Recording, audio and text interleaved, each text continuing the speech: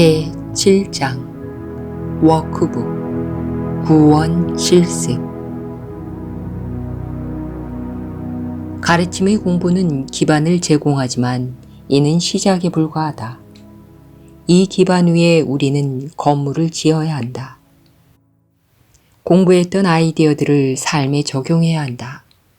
우리가 원하는 것이 수두룩한 개념 공부만은 아니니까 말이다. 우리는 수업이 말하는 평화를 알고 수업이 약속하는 해방된 삶을 경험하고 싶다. 어떻게 그럴 수 있을까? 이 질문에 대한 기적 수업의 대답은 수천 년 동안의 깨달음의 길들이 준 대답과 같다. 바로 영적 수행이다. 영적 수행은 기적 수업에서는 실습이고 기적 수업의 실습은 우리에게 새 세상을 열어준다. 실습을 통해 우리는 수업이 말하는 개념들을 경험한다. 실습은 그 개념들이 종이 위를 떠나 우리의 삶 속에 살아있는 현실이 되도록 만든다. 워크북을 여는 글은 텍스트 공부라는 기반 위에 꼭 실습을 추가해야만 수업이 드러낸 고귀한 목적을 성취할 수 있다고 확언한다. 텍스트가 제공하는 이론적 기반은 워크북의 실습을 의미 있게 만드는 골조로서 필수적이다. 하지만 수업의 목적을 성취하게 이끄는 것은 실습이다. 실습 1. 실습이란 무엇인가? 수업은 기도와 명상을 비롯한 다른 많은 수행 방법들을 포함하지만 그 모든 것들이 수업의 시스템을 반영하도록 되어 있다. 그 수업의 시스템 속에는 의미가 중요한 자리를 차지하고 있다. 수업의 전체적 목적은 우리를 안내해서 다른 의미의 세상을 내면화하게 하는 것이다. 그것이 수업이 말하는 실습의 전부이다. 수업의 실습은 간단하다. 변화를 부르는 힘이 있는 의미들 가운데에 머물면서 우리 삶에 그 의미들을 적용하는 것이다. 우리는 그 의미들을 안으로는 우리 자신에게, 밖으로는 우리 삶 속의 사람들과 상황들에 적용한다. 그렇게 함으로써 우리는 그 의미들의 경험을 야기한다.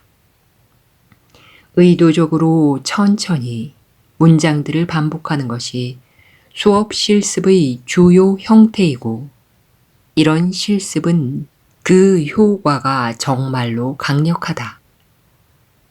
눈을 감고 너 자신에게 그리고 주의 깊게 다시 말하며 이 문장의 의미가 잘못된 아이디어들을 대체하며 마음속으로 가라앉게 한다. 나는 유일한 참 나이다. 이 문장을 여러 번 반복해서 말하고 문장이 전달하는 의미를 느끼려고 해보라. 이것이 수업이 말하는 실습의 전부이다. 문장의 의미가 마음속으로 가라앉게 하는 것과 문장이 전달하는 의미를 느끼려고 하는 것.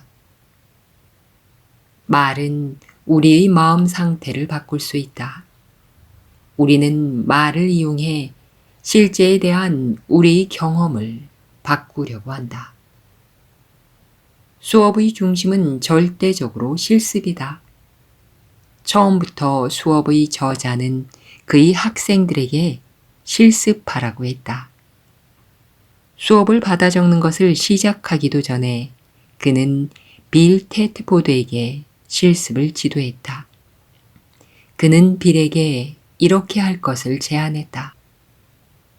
주여, 제가 여기 있나이다.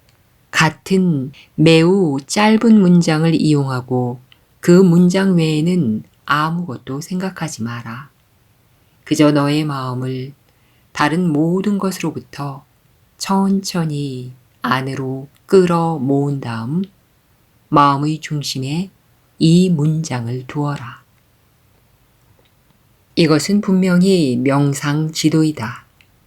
빌은 세상이 아니라 내면으로 자신의 주의를 끌어당겨 그 모든 주의를 하느님에게 향하는 몇몇 단어들을 반복하는 것에 집중시켜야 했다. 이것은 전형적인 명상이다. 사실 이 방법은 하느님의 임재 실습의 저자이기도 한 17세기의 유명한 사제 로렌스 형제가 이용했던 명상법이다. 그는 이 실습이 빌을 설득해서 그 자신이 의식의 창조자와 직접 소통이 가능한 하나의 의식임을 믿게 하려는 의도로 고안되었다고 말했다. 다시 말하면 이 실습의 요지는 하느님과 소통하는 존재, 하느님 앞에 직접적으로 서 있는 존재라는 느낌을 전달하려는 것이었다.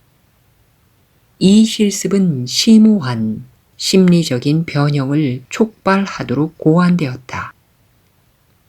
무언가가 내 마음의 평화를 위협한다면 스스로에게 물어라. 하느님이 나에 대한 마음을 바꾸셨을까? 그런 후 너에 대한 그분의 결정을 받아들여라.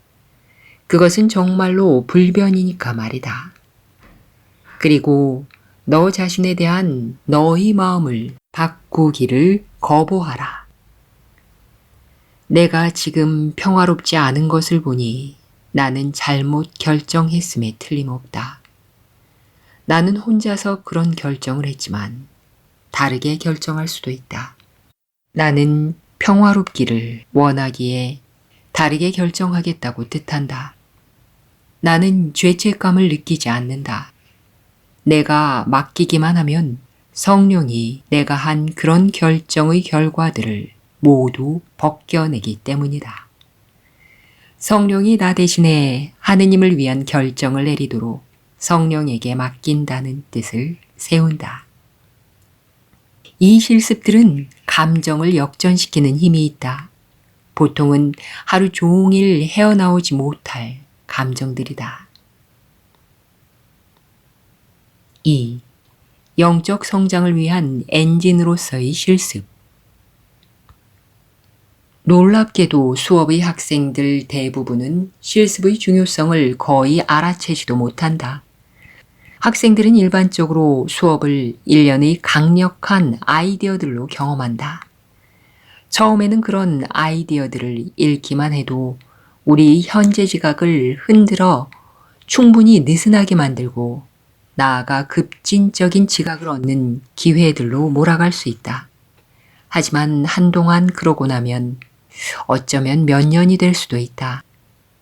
그런 효과도 사라지기 시작하고 학생들은 수업의 이 고귀한 아이디어들을 어떻게 하면 일상에 적용할 수 있을지 궁금해하기 시작한다.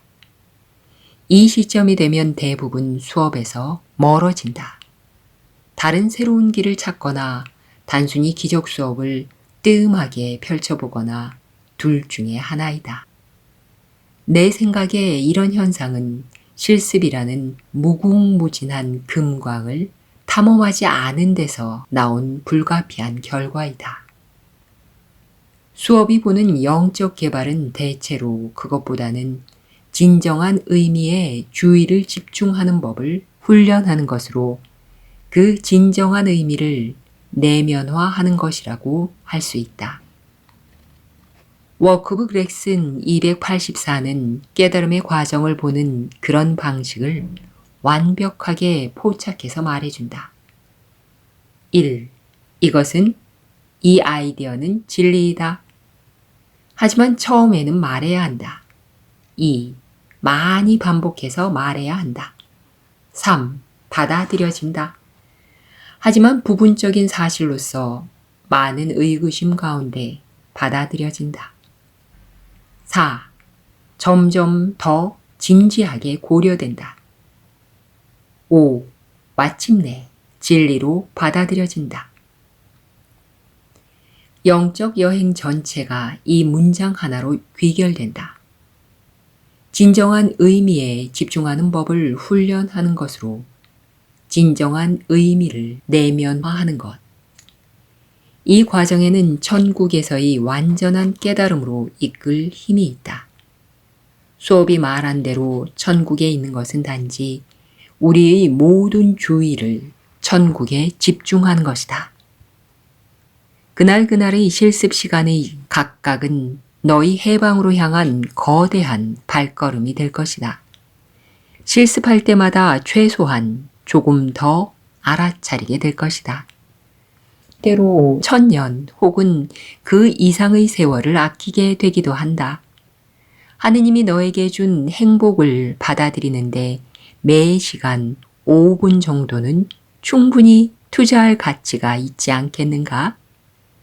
세상 속의 너희 목표들은 너에게 아무것도 주지 않는다.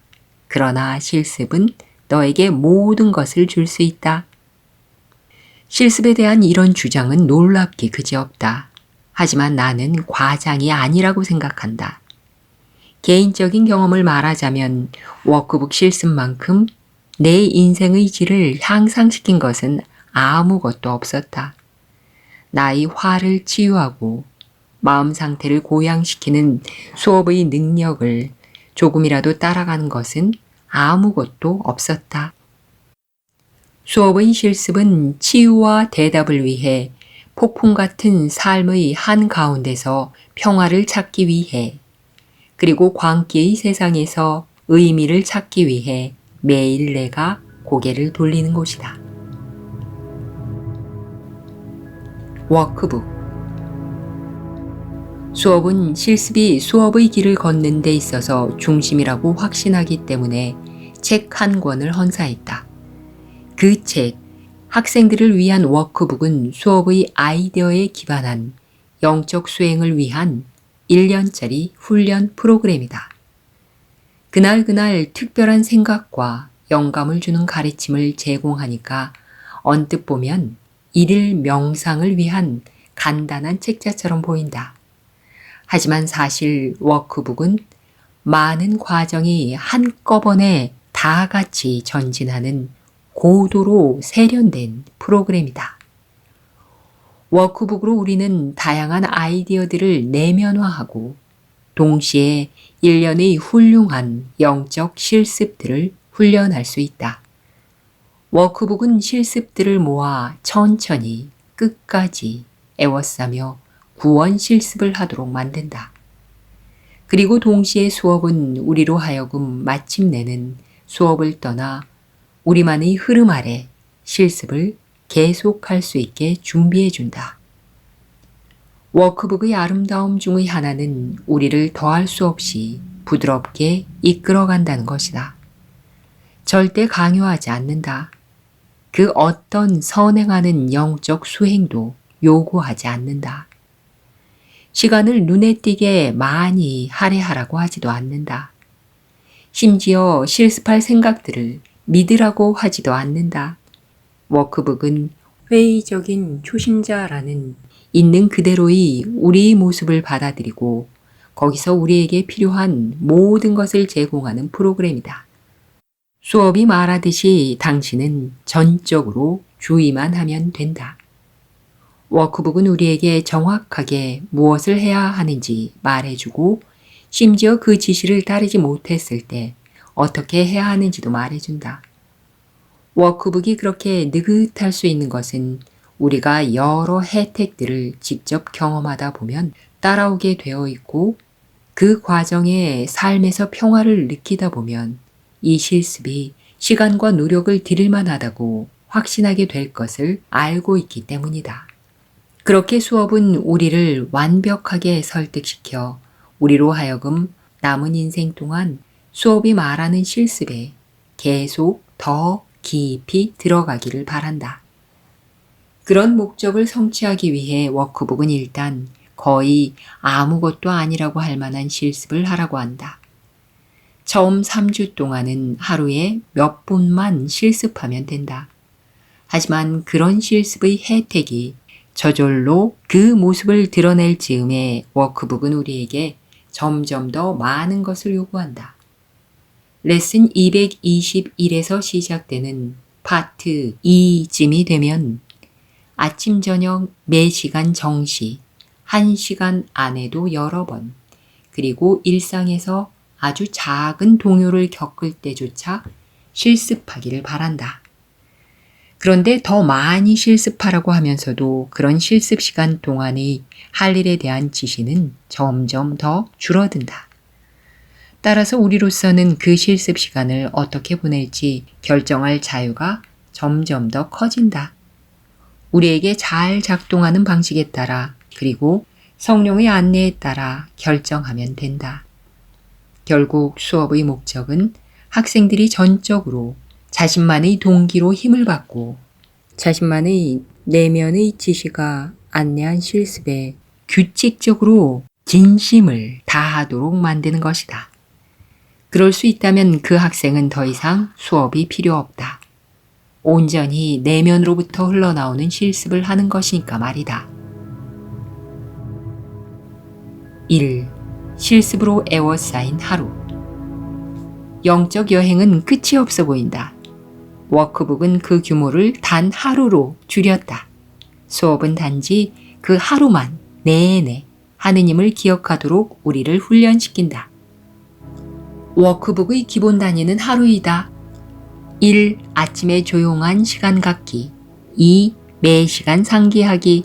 3. 자주 상기하기. 4. 유혹에 대응하기. 5. 안내를 요청하기. 6. 저녁에 조용한 시간 갖기. 1. 아침에 조용한 시간 갖기. 워크북이 말하는 하루를 시작하는 이상적인 방법은 입에 거룩한 말을 담고 일어나는 것이다. 그런 다음에는 가능한 한 빨리 조용한 시간을 가져야 한다. 이 시간의 목적은 다른 종류의 하루, 즉 영원의 메아리가 들리는 하루로 우리를 데려갈 마음 자세를 단단히 하는 것이다. 2. 매 시간 상기하기.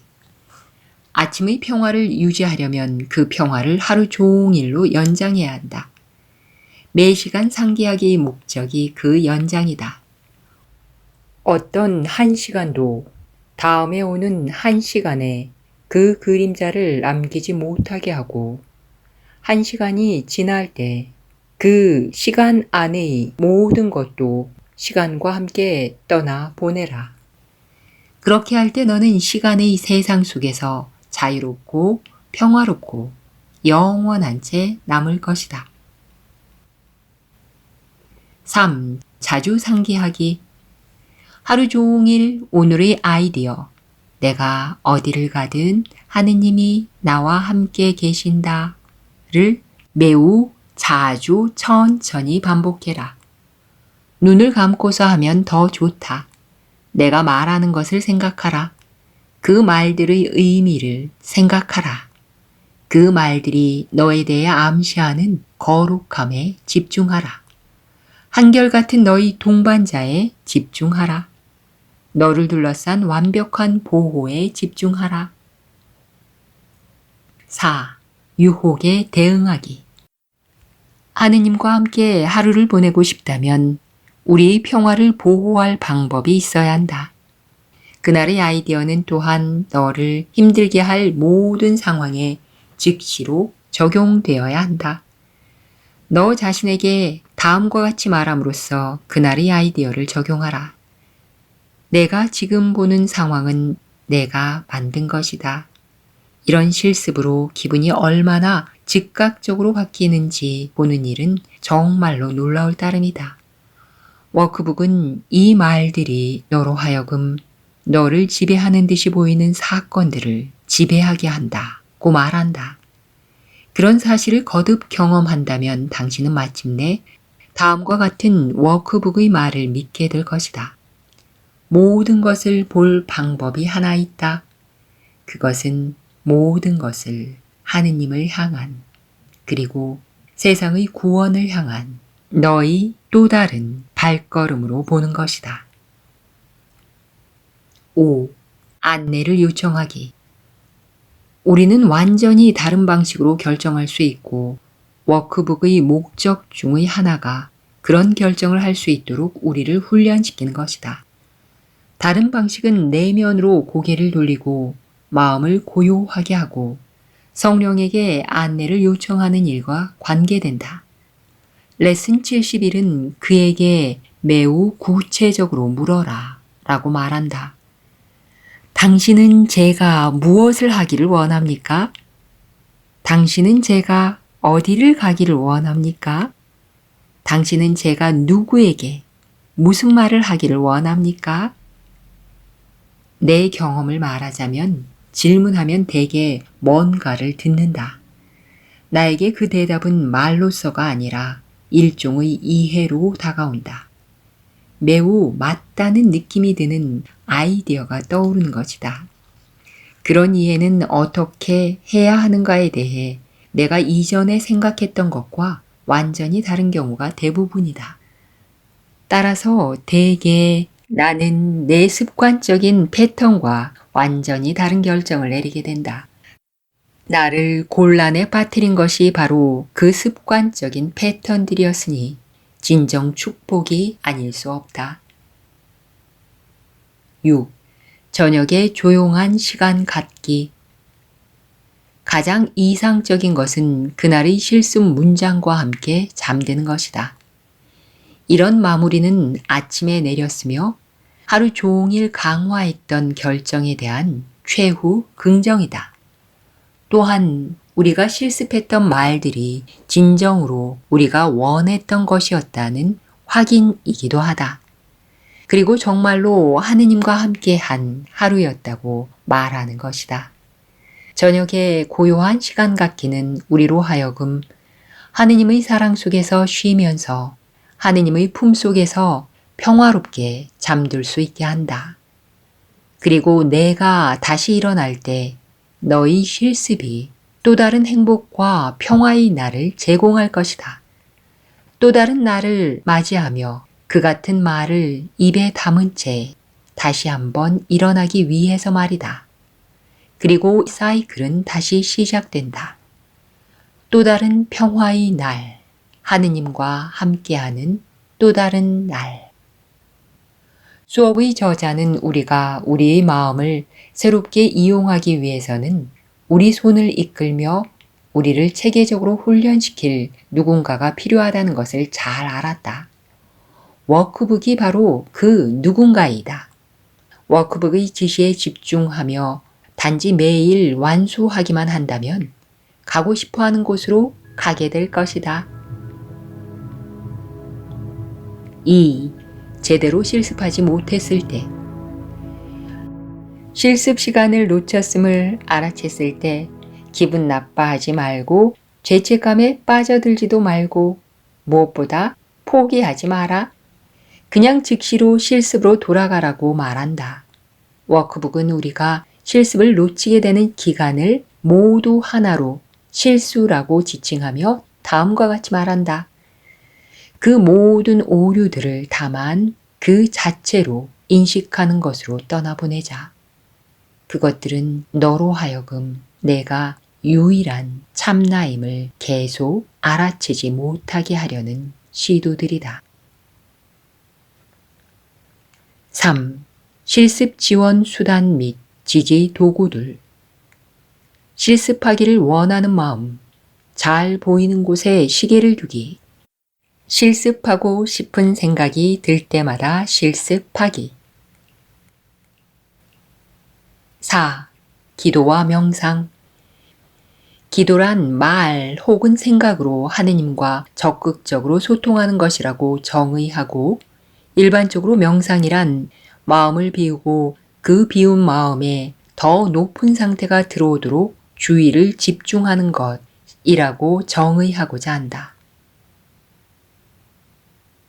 5. 기도.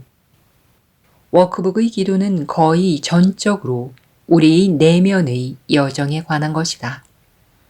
우리는 우리가 만들어 온 진전에 감사를 표현하고 그 길에서 우리를 더 멀리 가게 할 내면의 전환을 위해 기도한다.